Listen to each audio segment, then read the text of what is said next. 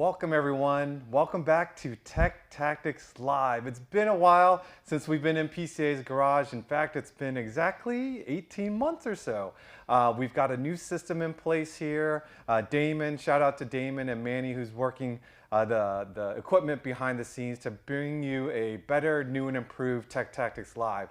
Tonight we're going to be talking about the E2 Cayenne, the years between 2011 and 2018. It's the buyer's guide. Recently we dropped the Macan buyer's guide, which was hugely popular. So we're hoping to do the same, give you a little bit of information on this particular model. If you're shopping for one, this is the one that you're going to want to watch. But before we get into the details and before I introduce our guest here, I want to remind you to please like, comment, and subscribe. If you're watching live tonight, you can enter your questions into the live chat area and our guests will try to answer them live. If not, we'll definitely get back to them and answer them here shortly. I also want to remind folks that maybe you're watching and own a Porsche but aren't a member of the PCA yet. All you have to do is grab that VIN, head over to pca.org. And for those of you that are looking for your first Porsche, we have the test drive program where we'll open up all sorts of resources and help you find that perfect Porsche for your garage or your driveway. So let me kind of jump in here. My guest to the left is Skylar Worthington from Porsche Hunt Valley. He's a service manager there. He's given us access to the dealership and to the service area to learn more about these cars. What are we going to cover today? Three major subject areas. We're going to review the models. There's 8 of them, roughly. We're going to learn what the most popular options are. We have recorded some segments with your tech, Alex Escobar, and we'll share those tidbits there. And also give you some things to look out for when you're purchasing an E2 Cayenne. And there's actually, when you say E2, when you say 2011 through 2018, there's just like the 997.1 and .2s. There's also an E2.2, which I believe is 2011 to 2014, and we're referring to the US models. And then for 2015 to 2018, the E2.2. Correct. Yeah, so you see these come across at the dealership quite a bit. Yep. What we're going to try to do is share with folks what they need to look for, some details of these Cayennes, and we're going to jump right into it. So the models for the US, again, between 2011 and 2018, E2.1 and E2.2, there's basically 8 models, and you're going to jump in as needed here. Okay. The base model, which I think a lot of people sleep on, but the base model is a well-equipped Cayenne that has a 3.6 liter V6 engine producing 300 horsepower. The Cayenne S for 2015. The S model switched from a naturally aspirated V8 to a more powerful 3.6 twin turbo V6, 420 horsepower. Yeah, a lot of power. A lot of power, and that's just the S. Then you get in to the GTS. The GTS, beginning with 2016 model year, the GTS changed from a naturally aspirated V8, which I personally love, but still the power is there when they switch over to the 3.6 liter twin turbo V6. Yeah, you can't deny the power of the turbo, the bi-turbos. The bi-turbos, producing 440 horsepower. The Cayenne GTS, what I always tell people is make sure you ride in them, because I think a lot of times people think GTS being the most sporty and most athletic, they don't necessarily think about comfort. And for those of you that are into a very soft riding vehicle, the GTS is a little bit more sporting in nature. It's a little firm. It's going to be kind of your, I always like to describe it as the greatest hits package. Yep. So it's got a lot of the sporty, desirable options equipped as standard. It's going to be lowered. It's got sharper suspension, sharper steering. It very much is the SUV-shaped sports car. Yeah, it's the driving dynamics is going to be a little bit harsher, but for those that are looking for that type of driving. For those that are looking just for sheer power, but still have that comfort, that's where you're going to be looking at the Cayenne Turbo and Cayenne Turbo S. For the Cayenne Turbo, you've got the 4.8 liter twin turbo V8 with 520 horsepower for the 2015 to 2018 model years. The Cayenne Turbo S just pours more into it. It's a top tier performance focused model. Came with the 4.8 twin turbo V8 that produces 570 horsepower. Again, model year 2016 to 18. Now, then we start seeing the Cayenne SE hybrids. They were introduced in 2015. The plug-in hybrid model combines a 3-liter supercharged V6 with an electric motor for a total output of, and hard to think about a hybrid as being a super performance vehicle, but the output on that one is 416 horsepower. No slouch. Yeah, Porsche does hybrids a little differently. It is not a Prius. You know, they take the hybrid technology right out of the WEC cars. It is a performance-derived system. For those of you that are considering a Cayenne that has maybe a little bit more mileage capability, more towing capacity, I know a lot of our folks that tow their Porsche race cars, they love the Cayenne diesel. Sold in 2015 and 2016.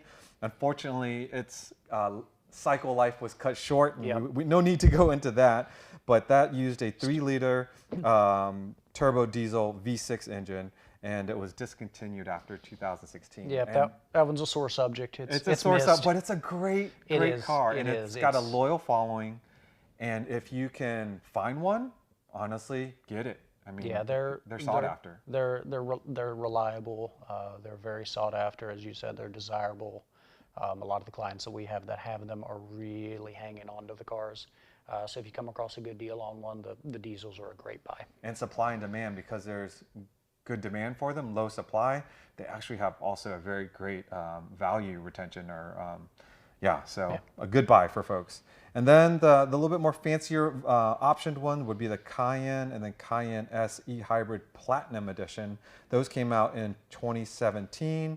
2018, Porsche offered these versions in the base as well as the SE hybrid models.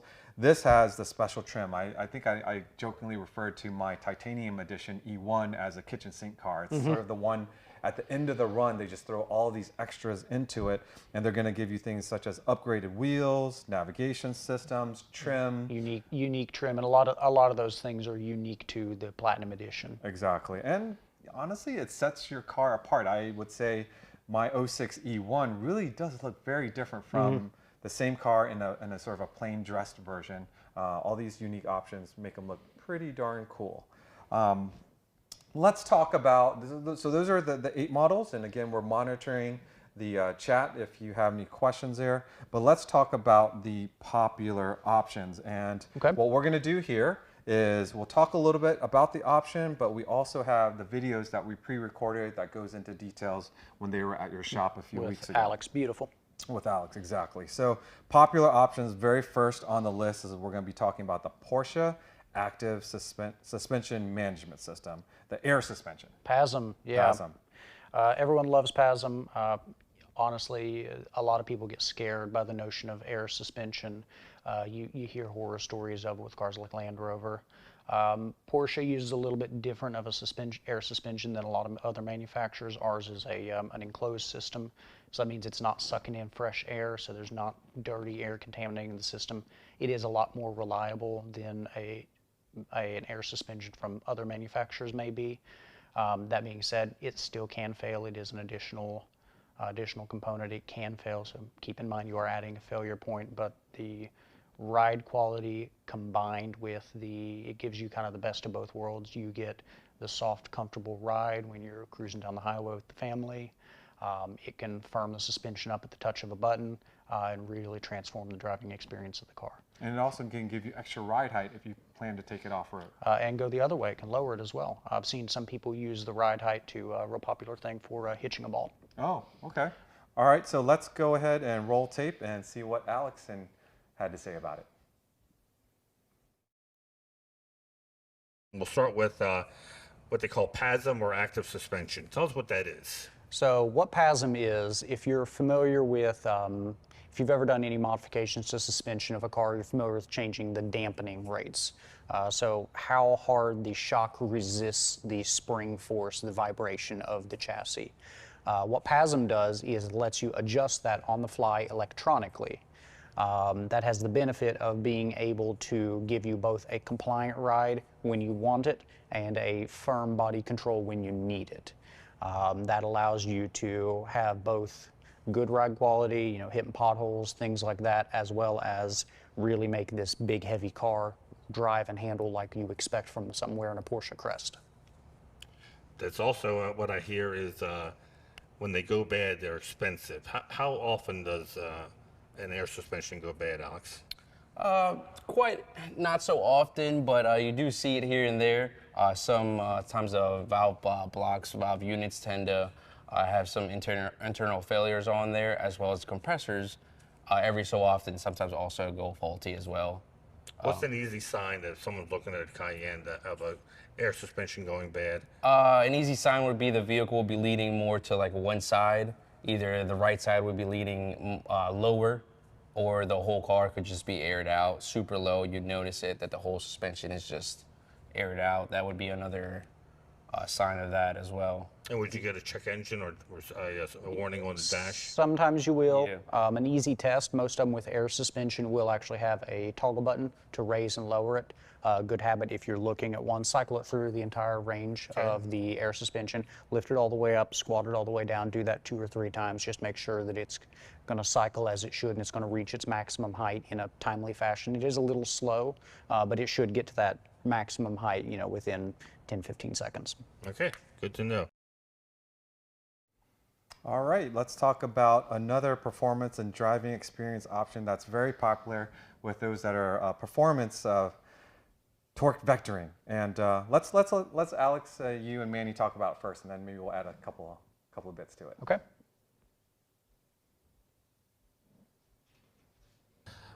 Torque vectoring. Torque vectoring. So what that's going to do, that is another one of the technologies used to, again, make this big car drive and handle like a Porsche. 911 has the same technology in it. What it does is it uses the limited slip differential in the rear, and it can actually brake the inside wheel and overdrive the outside wheel.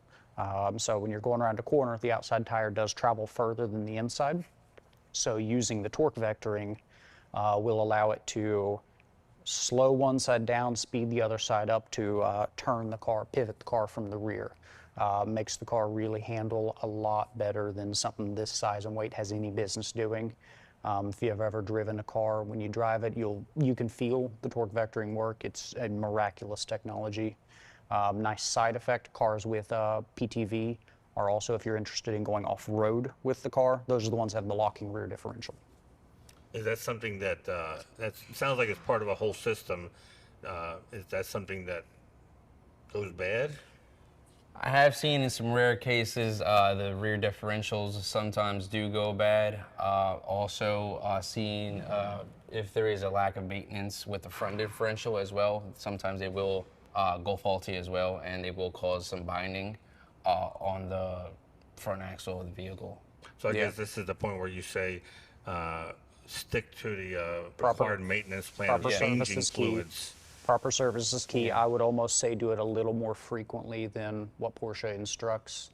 I think the specification, don't quote me on this, I'd have to look, is around 160,000 miles. That's right. So I would honestly say do it a little more frequently than that if you're interested in keeping the car long term.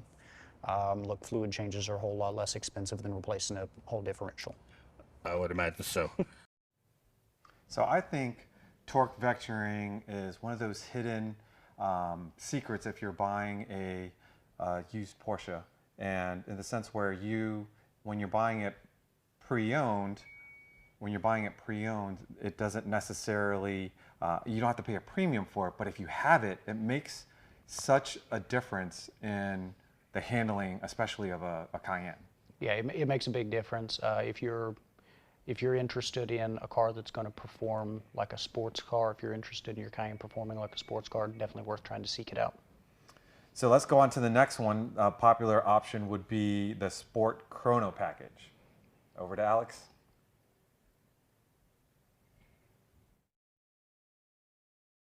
Sport Chrono. Sport Chronos, that is the typical Porsche sports package that a lot of people are familiar with on Macan, Cayenne, 911. All of our cars have some variation of it. Pretty easy giveaway is if you look, they'll have the little clock on the dashboard. That's usually a pretty easy giveaway of cars equipped with Sport Chrono. That's going to get you Sport Plus mode. It's going to get you a more aggressive launch on the car, among other packaged items. It's kind of think of it as your sports package. It just happens to come with a nice clock. Now, Skylar Sport Chrono, do you remember roughly what that costs when it's an option when you buy it new? I don't know. I mean, it's a couple $1,000s. It's a few $1,000s. It's a pretty comprehensive package. It's not a couple $100 option. $3,000 to $5,000 Yeah. if I had to ballpark it. I'm not in sales. Right. But it's, again, much like torque vectoring, I feel like if you can find a vehicle that has these two particular options, it's like a freebie, and you didn't have to pay the premium initially Yeah. to get it, right? Yeah, absolutely. And you get some nice, be able to have a much more sportier ride, and then you can also have the driver selectable modes Yep. with the Sport Chrono. So let's talk about interior comfort and convenience. I'm an audio guy. I will tell you the Bose system in a Porsche is pretty good, but again, if you come across a car that happens to have the Burmester system, consider yourself lucky, because I've met the people at Burmester, and when they design that audio system for the car, it's not just simply putting their audio system into the car, it's actually designing their audio system within the environment of the car. And you can tell, because when you have a Burmester system, the sound is incredible. Yeah, it's fabulous. Anytime we have something that we want to listen to at the dealership, we will make sure we find a car with Burmester in it. It's a very, very good audio system. If audio is your thing, worth the premium. The Bose is very good. The Burmester is just next level. Exactly, exactly. So in the north, we're very used to having heated seats in our car. In the south, folks are getting used to having ventilated seats. I think there's a little tidbit here that Alex is going to share when you're considering those interior options. One of my wife's favorite, heated and ventilated seats. Absolutely, yeah, that is, heated seats are for the most part standard across our lineup. Ventilated came to, you don't see many cars without ventilated seats this day and age, but like when the second generation car was new, it was still kind of uncommon. Again, pretty dead giveaway. They have the buttons right on the dashboard, pretty easy to see it. Other than the occasional heater element going bad, they don't really seem to have problems. Very rarely. And it's not air conditioned, it's just a fan. Correct. Right. It gives the impression that it's air conditioned. Yep. It's It's not air. Cooled seats and ventilated seats are two different things. We use ventilated, so it is blowing air, but it is not climate controlled air. It's That's just something you ever see very often coming in for repair. No, I haven't seen many ventilated seats going bad. Like he said, I can think of one on a Taycan that's gone bad. right. But on this generation Cayenne, I wouldn't say so. Like he stated, mainly maybe like the seat element sometimes will short out or have higher resistance, and then in some cases it's just the seat won't. The seat element A pretty won't good giveaway of that. If you go to turn the element on, it'll always default to high, so 3 dots on the light. If you turn it on, it stays on for a second, immediately turns off. That's a pretty good indication that something's bad. Okay, that's good to know. Or it'll just flash on and off. It's a good way to test You'll it. press it, it'll flash on, and then it'll just right back out, and that'll be an indication for it. I guess being ventilated voltage. seat, you just test it the different speeds it has, and that'll. Yeah, just the big thing with it, listen for noise. Sometimes you can get debris in there. They don't have a filter or anything in front of the fan, so it can get a little bit of a noise from the fan, but again, it's very uncommon to have issues with the ventilated seats. All right, let's talk about, for those that like a more airy inside cabin, the panoramic sunroof. The large multi-panel sunroof is common to brighten up and give you that open air feeling. I think you guys have some stuff to talk about that as well. Panoramic sunroof, which seems to be very popular in a lot of cars. Is that any kind of issue you've had with this? On this generation, I would say the same thing. Keep up with the maintenance. Get your drains cleaned every service, I would say, because sometimes there's some debris that could get built up in there, and it could clog it up, and then that would cause it to make some water intrusion in there, but Yeah, besides that, I would say on this generation, water intrusion's the big concern. You know, you're supposed to clean the drains out at every maintenance at a minimum. If you park the car outside, it's parked, you know, under trees, things like that. Probably do it a little more often. You know, you might pay a couple $100 to get it cleaned out versus many thousands to deal with water remediation. It's just much cheaper to prevent the issue in the first place. Now, for those who may not understand what we're talking about, cars with sunroofs, or almost all cars, have some type of water drain where when it rains, the water has to go somewhere. Yeah, so the sunroof itself isn't a perfect seal against the body of the car.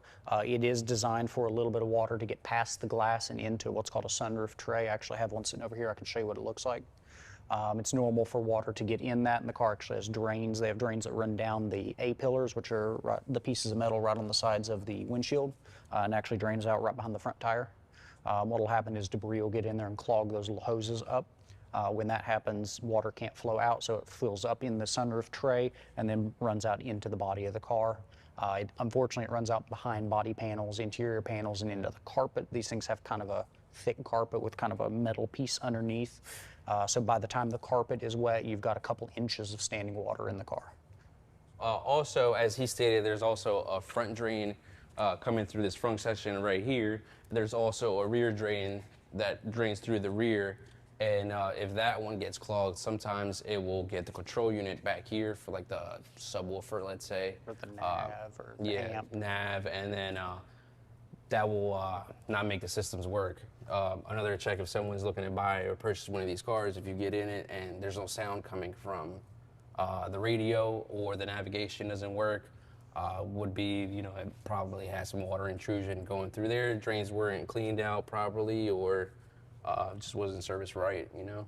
Now, is at every Porsche dealer, is it standard to clean the drains out after every service, or is that something that you need to ask? That's something that if you bring it to a Porsche dealer and you say, hey, I'm here for my 50,000 mile service, whatever, 99% of your dealers will include that. Now, dealers are all independently owned and operated, so I can't speak for everyone, but that is part of the Porsche maintenance guideline. That is, if you have PSMP, like the prepaid scheduled maintenance, that is something that's included in that.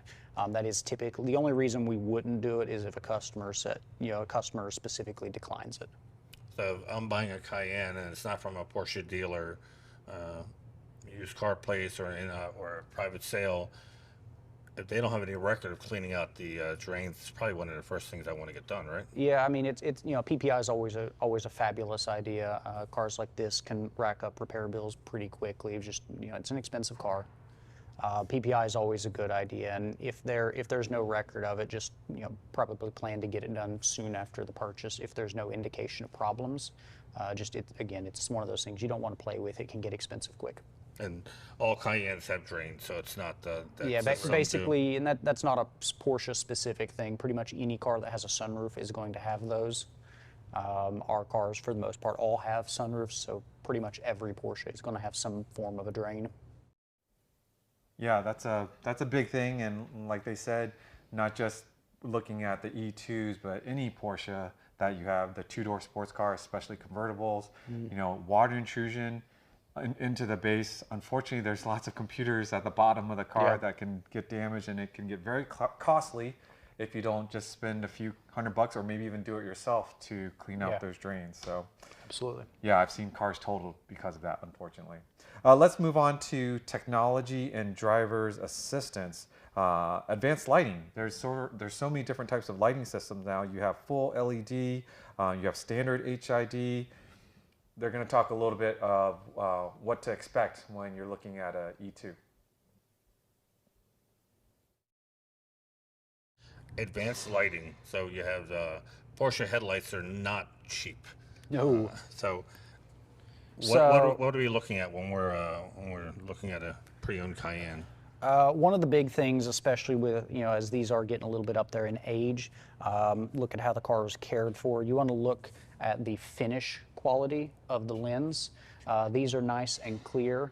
If they've been stored outside, in the sun, cars from Florida, things like that are really common. This plastic, it has a coating on it, and that coating will actually start to break down, and it'll start to look like the plastic has like micro cracks in it. Oftentimes it's actually on the inside of the lens, so you can't like sand it off like some people try to do. Those headlights are unbelievably expensive to replace. That's one thing you need to make sure you look at. Number two, if it has, like this car has bi-xenons, you want to make sure the color is consistent between the two. As these xenon bulbs age, the color does change a little bit on them. So just make sure the color's consistent between the two and it's not too terrible. Lastly, a lot of them are active, so they do move. Whenever you first start the car up, they go through like a check sequence. Just make sure they're moving free and clear. Then you don't have one hanging down, pointing in the incorrect direction. So that's something probably someone can help you out from the outside, or if it's at night. I guess you shouldn't be buying a car at night, but if you do, you can see it. I know my Boxster has that. Will they trip a code if it's not working? It'll usually set a code. Check engine. It'll tell you like it'll actually give you a little message. These have a nice full color LCD in the gauge cluster. It'll tell you like a headlamp fault. It's pretty specific. And are these easy? I know you said you can't fix the cracks that are from the inside, but if you see these kits they sell that will clean the headlights. Is this something that Porsche recommends, or do they usually tell you to replace the whole headlamp? They tell us to replace the whole headlamp. They actually go as far as to tell us not to put PPF over the headlights. Mm-hmm. Some people like to put it on there to protect it from stone chips. They tell us specifically not to do that. Just again, they have a UV coating on them that does do a pretty good job protecting them, at least at first. So you can do that, but the problem is anytime you refinish it, you're sanding all of that protection, all of that protective layer. You're removing that when you do it. So if you do that and clean them up, it will come back. So one of the things was those lights being so expensive. I would guess that a Cayenne that's been garage kept most of its life is going to have a headlight that's probably in better condition than something that sits 24/7 outside. Correct. Yeah, the one in the video was a garage kept car, and you could tell even with his age how nice and clean and clear they were. How much per side roughly would a headlight unit cost? It's going to range anywhere. I've seen them anywhere from $3,000 to $5,000 each headlamp. $3,000 to $5,000 each headlamp. So Yeah. when you're considering buying a used one of these, I think that's a negotiation point if the headlights aren't in that great a condition, knowing that how much each of them cost Yeah, to they're replace. costly. They're costly, so keep that in mind when you're looking at these cars and garage kept, nice headlights. That's a big plus apparently. Let's move back into the interior and talk about adaptive sports seats, which some people might say that might be a bit much for a Cayenne, but a sporty drive with big power, big handling, say a GTS, adaptive sports seats. Buyers can get the 14 or 18-way power seats. What to look for there? Seats, as far as the optional seats, any issue or? Not Not with the seats. Yeah, I haven't seen many issues with the seats. I do think. And they are air bladders in there is how they work. This specific car has the 18-way adjustables in it. So they have air bladders in there to both tighten and move the seats around. Very little issues. Biggest thing with the seats is just make sure the leather's in good condition. Those seat covers are pretty expensive to replace. They're not horrible to do, but it is doable. You can replace just the cover on them if everything else on the car is in good shape, and that's the only real negative. It is doable to replace the covers. But just, it's good quality leather. It's nice full grain leather. Just make sure it's been treated well. It tends to hold up very, very well. Here are two more technology and driver assistance options that you might want to consider when you're looking for this new ride. They have these advanced camera systems that many people have opted for. It's like a 360-degree camera, which can aid in parking and maneuvering.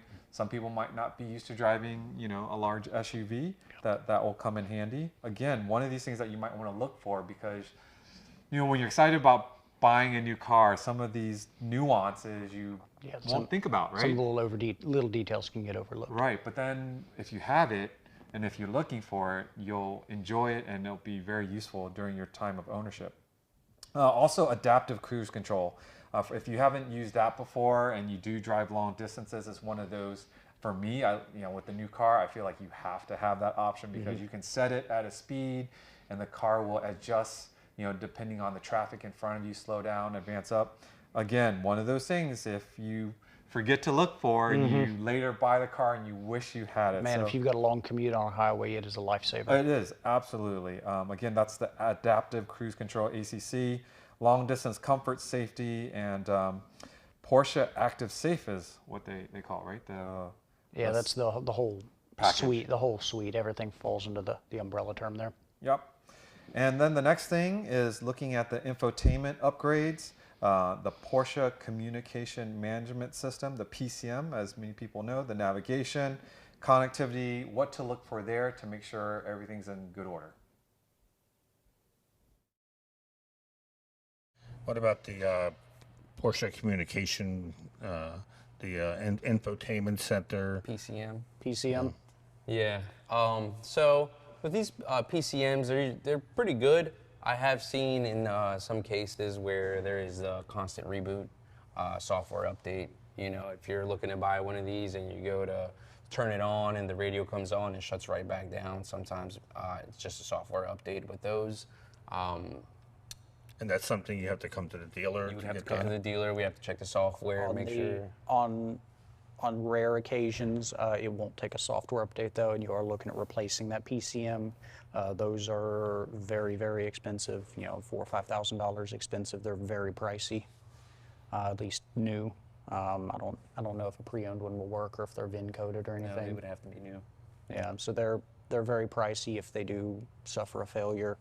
Definitely something you want to keep an eye out for. If you're looking to use one and it's pretty easy to see that the PCM is bad because it's going to read it. It'll boot up and then it'll probably play for a little bit and then it'll usually, as soon as it turns on, it'll boot up with the Porsche logo. It won't even make it to the home screen. It'll just black right back out, boot back up to the Porsche logo, go back black.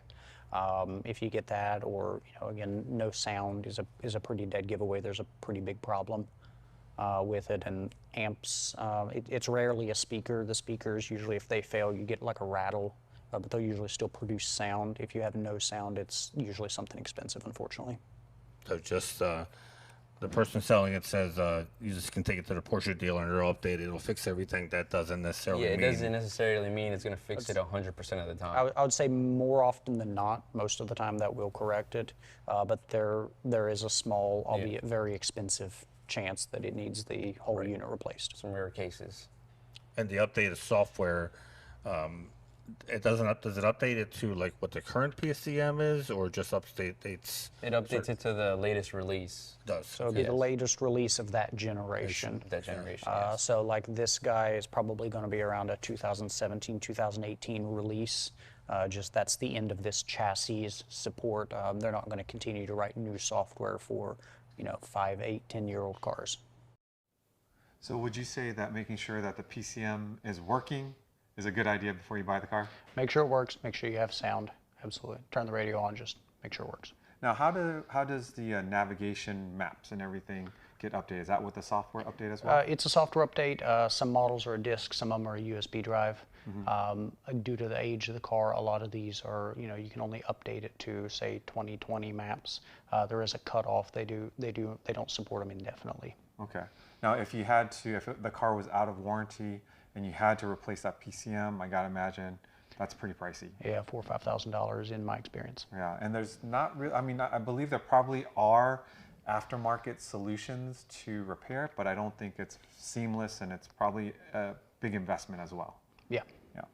All right. Well, let's. I know we've got some folks here that are online with us, and they're asking some questions, which I will get to. But we're going to sort of change gears and go into things to look out for and how to spot that they are going bad. So I know one of the questions here: can they discuss some of the chronic problems? And it's also the first list on here. And that is the transfer case issue. And I believe we have a clip talking about transfer case failures. Transfer case. Transfer case. You can see Alex smiling because transfer case is very common on these. Well, why don't you tell us what a transfer case does for so you? transfer case is what actually makes your 4x4 a 4x4. So rotative force out of the engine goes to the transmission, gets gear reducted down in the transmission. Transfer case is bolted onto the back of the transmission. Its job is to split the torque between the front and the rear axles. Our transfer cases are active, which means they have clutches inside. They can vary the amount of torque going to the front or the rear. I think we can run up, depending on the generation, up to about 80% to the rear. So our cars are pretty rear biased to begin with, but they can transfer a good portion of that up front as well when it needs to. What'll happen is the clutch material. Obviously, a clutch is a friction material. The friction material doing its job inside of that transfer case contaminates the oil. Can cause issues with the lockup inside of that transfer case. Pretty dead giveaway is when you if you turn the wheel hard, and ideally if you can turn the wheel hard and accelerate up a little bit of a hill, you'll get like a pretty pronounced shudder inside of the car. That's a pretty dead giveaway of the transfer case starting to fail. Sometimes they do need to be pretty hot, so you have to have a pretty extensive test drive, probably 15-20 minutes. Yeah. Yeah, they are failures of transfer cases are pretty common. They did offer a warranty extension on them for either 7 or 10 years, depending on the model of the car. So some of these are still under a little bit of coverage, but obviously that is going away. Most of them have probably been replaced at this point. And that's a warranty extension, so that's if your transfer case goes bad. Correct. They will replace it, not that they just automatically replace correct, everyone's transfer case. Yeah, So. not a recall. It's not a proactive replacement. It is a reactive replacement. And the fluid change, is that something that helps along or extend the life of a transfer case? Kind of. Yeah. It's good habit. Again, new fluids, fresh fluids certainly don't hurt anything. If you're planning to keep the car for the long term, it doesn't hold much fluid, I think 2 liters, give or take. Right. The fluid's not that expensive. It is always a good idea to have fresh fluid in it. Just like you wouldn't leave your engine oil in for 30, 40, 50,000 miles. Don't do the same thing to the transfer case. It doesn't hold a lot of fluid. It's under a pretty high amount of stress. It's taking all of the engine's torque. It's not a huge deal to service it. So I would recommend servicing it as frequently as you're comfortable with, just to try to preserve it. And Porsche gives you a guideline with a maintenance schedule Yeah, for I that? think it's around 40,000 miles. I'd say 40, 60. Yeah, it varies a little bit model to model, year to year. 40 to 60 is pretty normal for what the maintenance guideline is going to be. So when you're checking these cars out, going for a test drive, the telltale signs are going to be clunky noises, drivetrain shuddering, and possibly slippage at low speeds. Yep, and to note, the hybrids and the diesels do use a different transfer case than the rest of them. That one doesn't seem to have any issues. Oh. So just as a note there. Okay. The next problem to look out for, and I thought this was resolved because in the E1 world, we always talked about coolant tubes and the leaking, but there are still some potential coolant leaks to look for, especially in the V8 models. Yep. Let's hear what you have to say about that. So for the first generation Cayenne, I would always hear people say, make sure you replace the coolant pipes, make sure that the water pump's been replaced recently, and so on. Does that extend to the second generation? Some of them. So this one being a pre-facelift car, this engine's actually a direct carryover from the facelifted previous generation car. So all of that recommendation does stand for this guy. Off the top of my head, coolant bottles are really common. They have a crossover pipe on the back of the engine. So on the later release, yes. That's on the three. That's on the newer that's ones. on the the newer 6. ones. Yeah, they have that. On the early generation ones, I will say thermostats, very common. Overheating would cause that a warning to come up on the instrument cluster. That would indicate bad thermostat. Coolant pumps as well, water pumps tend to leak from the mating surface of the water pump to the engine block. Also on this generation, there is a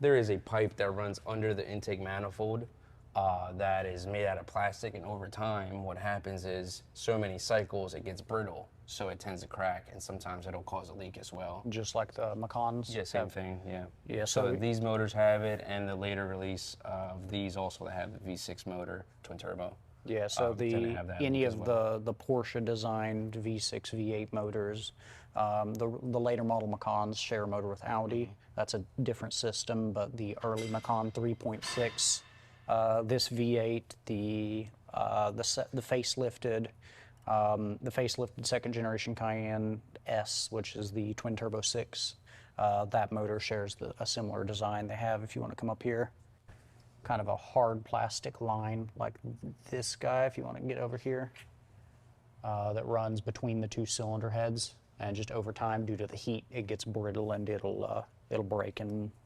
obviously leave you on the side of the road with no coolant in the motor. Right, and you brought up the point of the coolant bottles, the coolant reservoirs that are located on this side. Same thing with these, as sometimes the tank will just crack over time, you know, so many cycles of it running hot and cold, they'll crack and they'll leak as well. And also the fittings that come off of there will also tend to break. Are these items, if you buy a car with CPO, which is the certified pre-owned warranty, is a bottle like that covered under warranty? The bottle leak would. Some of the coolant lines, they consider belts and hoses like a wear and tear item, so sometimes yes, sometimes no. It depends on the specific hose that failed, the specific failure. They're kind of particular with those. Those are kind of a individual basis. The water pump? Yeah, 100%. Coolant pump, that's Thermostat, covered? yes. Yeah, that's covered as well. And is there any way to easily tell if a car has overheated at any point? Or I don't think there'd be any way to tell for it unless you have a scan tool and you can look at the values or something like that. But just if you're gonna go look at a car, let it run for some time, start it up, let it get to operating temp, look underneath of the car. Water pump on these are located on the front side right here. If it's leaking any coolant, you'll see it leaking out of the water pump right there. does Porsche Coolant have that unique smell? Right there. Yep. Yeah, coolant has kind of a sweet smell. It still has a Still has a sweet smell. So you'll smell like it's sweet. Sugary, yeah. Yeah. Also can check the fluid level here. Obviously, if it's low, it could indicate that there could be some issues.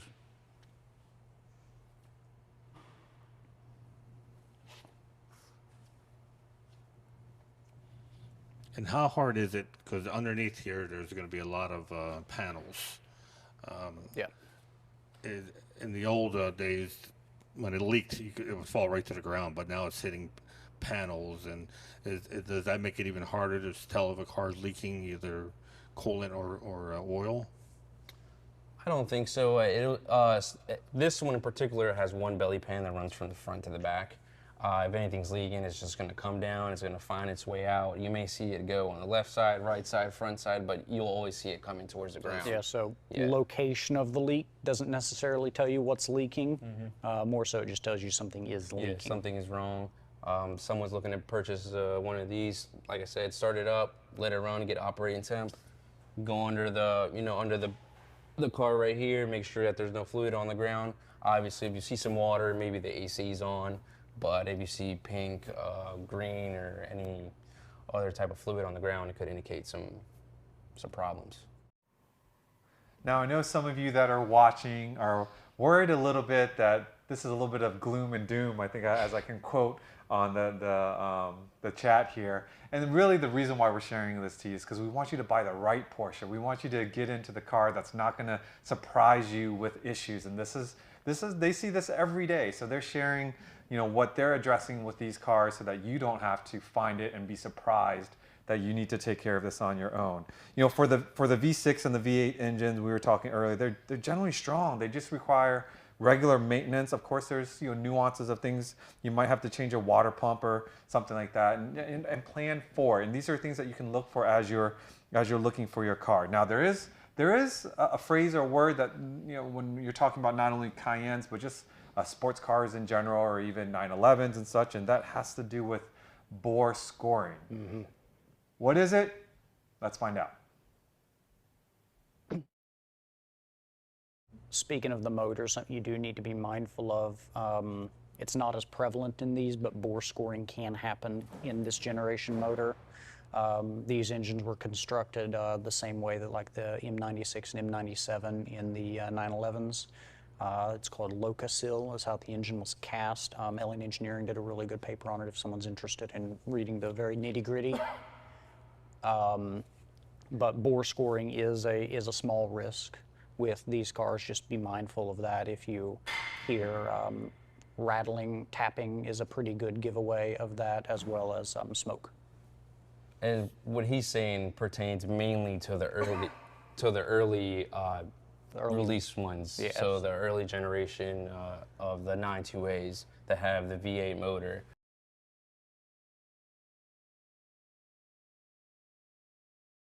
The next one we want to talk about are the hybrids. It adds a more complex system. You've got the ICE engine as well as the component that is electric.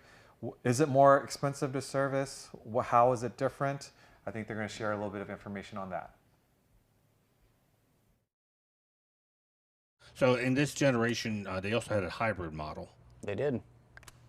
Any issue with batteries on the hybrids? Yeah, some of them, you know, they're obviously at this point, they're, you know, 10-plus-year-old hybrids. The life expectancy of a battery is only so much. These first generation ones were not a plug-in hybrid, so they were just a normal hybrid. They didn't have any all-electric range really to speak of. The battery chemistry that they use, we have seen some of them fail. I've seen E-machines, which is the hybrid motor between the engine and transmission. We've seen E-machines go bad a few times. When you're talking about that hybrid system, any of those repairs can very quickly exceed the value of the car. So be very, very mindful of one of those. The second generation of the facelift of this car with the plug-in hybrid, they don't seem to have as many problems. Right. Same thing though. E-machines. You know, the E-machines is basically what turns from the hybrid system to the engine turning on, basically. So what happens is sometimes it just won't want to turn over, and it'll hesitate with that crank on there, and that basically would mean that the E-machine's on its way out. On the hybrid models, the E-machine replaces the starter. So sometimes you will get a failure to start from a failed E-machine. Is it more expensive to have the hybrid worked on than a gas only? If it's something related to the hybrid system, yes, just because access is pretty limited. Like I said, the E-machine, to access it, the engine, transmission both have to come out, and you have to split the transmission off of the engine. It lives in the bell housing of the transmission. But, you know, non-hybrid related components, it's the same as a normal Cayenne for the most part. Is there any way to test the healthiness of a battery, or how much you have left? Do they have like a degradation test? I don't think so. No, Yeah, I don't think there's an actual way to, Yeah, because even charging them, it takes some time. Yeah, they take a long time to charge. Even when they're fully charged, you don't get a lot of range out of them. You know, I would generally steer clear of them just because the possibility of racking up very, very big repair bills on those particular is pretty high. Couple that with, you know, again, it's very easy for the cost of repair to exceed the value of the car. All right, let's talk about one of my favorites, as I said earlier, the diesel Cayenne. So a couple other things on these. This generation was available as a diesel. That diesel's pretty popular, overall pretty robust. They do have a oil leak they call an upper oil guide housing. It's basically the upper oil pan. It is an engine out job. You do have to replace the whole oil guide housing, they call it. It's a big aluminum piece. Is it the crank journal? Yes. So it's basically half of your engine block. Yep. You'll get an oil leak on that. That's a pretty expensive repair. Otherwise, the diesels are pretty robust. The diesels actually have a different transfer case than the rest of the models, so they are immune from the transfer case issues. as well as the hybrids. So they use a different transfer case than the regular gasoline models. So the diesel we got here in the U.S. was the non-S model. That Europe got an Correct. S, but this diesel is the Audi-based diesel, Correct. I believe, right? And that's pretty reliable as an engine itself, right? Oh yeah. Yeah, they're pretty solid. We don't see a whole lot of issues with them. The diesels are pretty reliable. For someone looking at a base VR6 car, a diesel is a good option because it is more economical, it is more powerful of a car, and you know it is a pretty reliable unit overall. Now, one of the things one of our members asked here with regards to how common is a fuel pump failure on a Cayenne diesel. Like high pressure pump, I've seen one or two. The high pressure pumps are generally reliable. That's usually operator influenced. So filling it up with gasoline. Gasoline does not have the same lubricity as diesel, so that can tear up the pump. They're very, very, very sensitive to fuel quality. So keep good fuel filters on it. Keep the fuel filters changed. Make sure you drain the water. They're generally pretty trouble-free. Okay, good. And the last thing to look for and how they're going by, we're going to talk about interior components. A couple other things, if you're looking at these, just more cosmetic stuff than anything. If I can show you here, this car is this car is in really nice shape overall, but a couple things to watch out for. On these guys, you will get, if you look at these window switches, this is a really, really common thing to fail. You can actually see the little chrome pieces are missing on this one. When they get bad, these switches will actually break completely off. You do have to pull the door panel off to replace that switch unit. You can't replace just the one, it's the whole little unit there. That's really, really common on these. On models that are not full leather interior, I do see a lot of these door panels will kind of peel up. If you're familiar with what a 996, 997 do, it's the same thing. Just the glue, the adhesive that holds that panel together breaks down over time. That is something that's repairable. You don't have to replace the whole door panel. We do them all the time. But it is something that can interfere with the window going up and down. It is something to be mindful of. Lastly on these, if you want to get in here, on the models that do have full leather, you want to look at this leather dash. Over time, especially if cars are parked out in the sun, you'll start to get the dash will peel up right here. And this one's in really good shape for the age. But if you want to hop around the other side, I can show you. So you'll want to look right on this leading edge of it here. You'll start to see the leather kind of peel back this way over time with the sun. You can see this is a little bit right there. This one's in really, really good shape, like I said, for the age this car's garage kept. But on cars that are stored outside, cars from hot climates, that is definitely something you want to look out for because those dashboards are really expensive, and that's not really something you can recover. You do have to replace the dashboard. Is that something that's covered under CPO? No. CPO, for the most part, does not cover cosmetic defects, and they do consider that a cosmetic defect.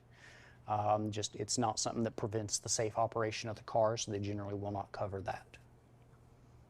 Something to look at closely when you're be very mindful. for the all leather package. Yep, be very mindful. I would generally recommend getting the full leather. It really makes the car feel like the six-figure car that it is.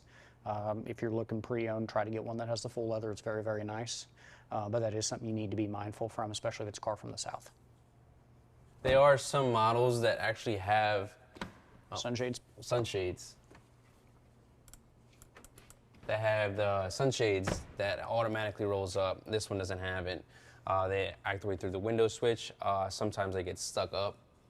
They won't come down.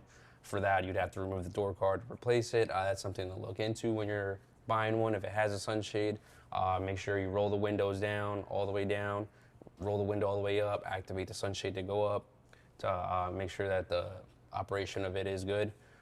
Because if it gets stuck up, then you're looking at some repairs already on your new car. Is the sunshade just for the rear side windows or the back window too? Just the passenger rears. Yeah. Wow, so I can't believe we're already at the top of the hour.